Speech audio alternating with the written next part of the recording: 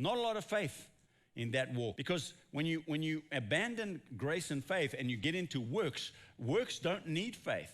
Works just need obedience. Works just need effort. Works just need sweat. God doesn't like man's sweat on his sacrifice. But that's the road you take. You start, well, I got to work harder. I got to wake up earlier. I got to pray more. I got to read my Bible. I got to evangelize more. But I was on the treadmill, and it's never enough. How much hospitality is enough?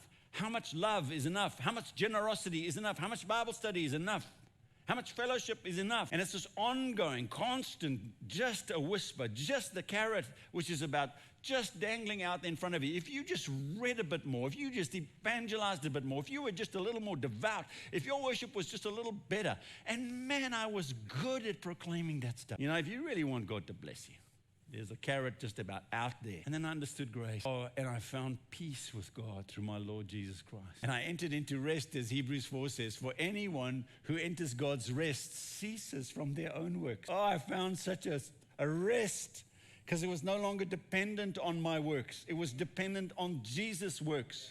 And Jesus' works were found beautiful and perfect and acceptable in the Father's sight. And when Jesus made his offering on your behalf and on my behalf, the Father said, I accept that Son. And Jesus died, and God raised him from the dead and seated him at his right hand. And he lives there ever to make intercession for us.